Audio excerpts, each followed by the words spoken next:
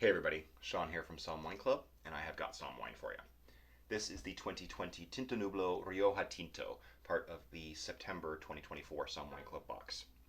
Tentenublo is a project of young winemaker Roberto Olivan, who has been called the leader of Rioja's new revolution, and in 2015 was Tim Atkins Winemaker of the Year. Tentenublo is based in Rioja Alavesa, which is a subregion of Rioja on the north side of the Ebro River, kind of into the foothills of the Sierra de Cantabria Mountains. So this is one of the three subregions of Rioja, but not the most prominent one, which is Rioja Alta, which is a little further south and to the west, kind of near around the town of Haro. This is rocky, steep. There's limestone in the soil as opposed to Rioja Alta, which is a little bit more clay and sand. And Roberto Olivan really wants to capture that terroir with the Tentenublo wines. So this is a classic Rioja blend. I know we think about Rioja as being just Tempranillo, but classically and historically it was actually blended red and white grapes together. So this is 60% Tempranillo, 30% Garnacha, and 10% Viura, white grape, which is what you find in making white Rioja as well. But adding a little bit of white grapes kind of helps to almost like stabilize color and extract more aromatics and flavor out of the red wine grapes that are in the mix. So it actually makes the wine more pronounced rather than what you would think, which would be diluting it because you're adding white wine basically to red wine. It does the opposite, and it actually makes for a more pronounced and aromatic wine.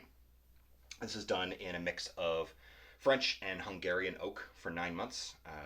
It's kind of handled as little as possible, fermented with indigenous yeast, and then left kind of to ferment and then age in those tanks to add a little bit more complexity and flavor and have all of those flavors integrate. Being that this is what a lot of people would consider like the modern Rioja. It doesn't have a Reserva or Grand Reserva designation. It is more about terroir than it is about oak aging. So it does have the Rioja stamp, but this is just a cosecha. This is just a vintage Rioja. And a really, really great expression of what Rioja can do when handled and allowed to express itself through the lens of terroir and grape varieties.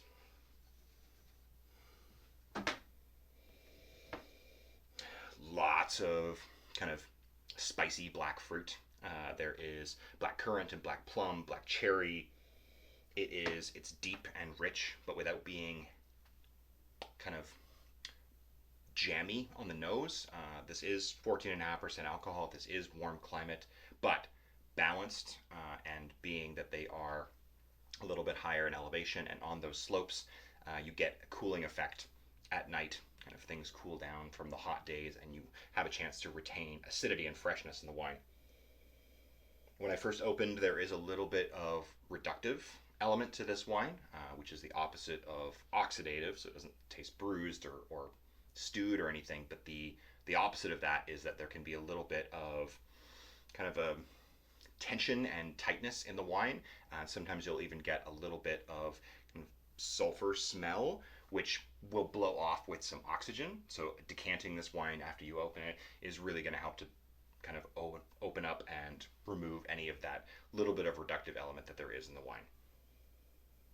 There's some black pepper here. There's wild herbs. It's kind of stemmy, resinous herbs like rosemary or thyme. And like a little bit of kind of worn leather. One of my favorite descriptors for Rioja, or I guess not descriptors so much as like pictures, like an image of flavors and how they combine. It's like black cherries and fresh herbs in an old leather bag rolling down a hill. You get this earthiness, this dustiness, this leather, this dark fruit, this spice, this herbaceous quality to it. And I love that imagery of all of those flavors kind of being cohesive in one thing or one item.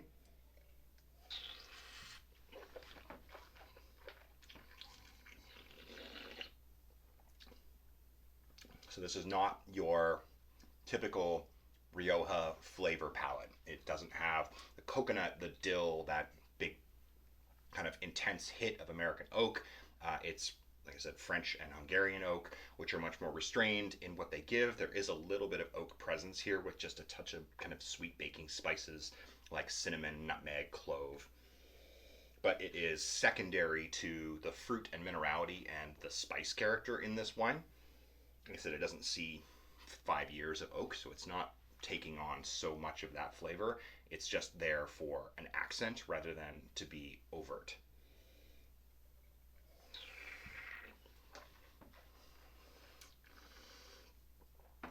Great tannin structure to this wine. The tannins are quite present. They're pronounced, but they're powdery and soft. They're not really grippy or grainy, and that's like just a testament to good quality winemaking and management of the fermentation to not extract kind of harsh bitter tannins out of these grapes. And the fact that this is now almost 4 years, 3.5 from bottling ish, so you've had a little bit of time to kind of soften some of those tannins as well, but there's still a ton of freshness and fruit and liveliness balanced with a richness that Rioja does really well.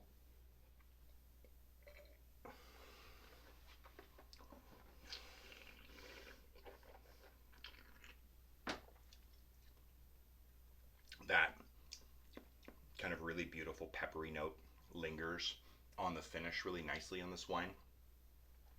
And that, I think, might actually kind of guide some of my peppercorn like pairing thinking in this wine. I started my hospitality career at the Keg, and so a peppercorn New York steak just has this like memory of in my head, like that was like the prestige cut that I would think about, and I like that peppercorn sauce. So doing like a creamy pepper sauce with this wine has enough acidity to cut through the richness, but it also is going to highlight that spice note. And then you do really want some kind of like char, a little bit of smokiness, a little bit of a meaty character. It doesn't have to necessarily be meat. You can do like a really beautiful like grilled veggie dish with lots of black pepper to kind of have the same characteristic. This is also a wine that's going to work really well with game or lamb. Anything that's quite strongly flavored is going to work really well, because you want something that's going to stand up to the intensity of flavors here, but it's going to add their own dimension.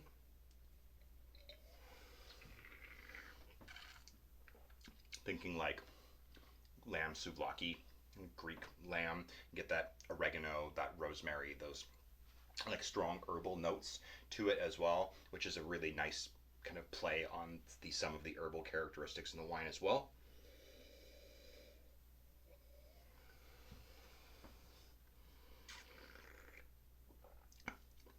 Hard cheeses, aged manchego, anything that's going to kind of give you a touch of fat to soak up some of that tannin and also play on the texture of the wine and that really lovely grip that you get that lingers on your palate. That's delicious. I am a big fan of Roberto's wines. I understand the kind of buzz around the style of Rioja that he's producing and this push towards a fresher, more modern expression of the grape varieties. And this is just does such a great job of highlighting the terroir of Rioja Alavesa and these very unique stony soils. I hope that everybody enjoys this. Oh, I didn't talk about the label. Oh my gosh. Tentenublo, as an aside, just means ringing bells. And so if you actually look at the label is a little bell chasing a rain cloud or a storm cloud. because historically, and there's a tradition of ringing bells to ward off storms or hail. So this is kind of a fun take on that historical tradition, and making it into something playful and fun rather than like, you know, juju woo woo ring the bells and chase away the storm kind of idea. But it is a cool label with a great story, and I'm glad that I remembered to talk about it. I hope you enjoy the Tentenublo from Roberto Alavan, part of the September Wine Club box. Uh, yeah, drink more Rioja, drink more Tempranillo, drink more Spanish wine. This is the style of wine that I think we're going to start seeing more of coming out of Spain. One that values freshness and expression of terroir rather than long periods of oak aging. Not that there's anything wrong with those wines, but it is nice to have some diversity in expression coming from a region with as much tradition as Rioja. So enjoy. Thanks very much. We'll see you guys all next time.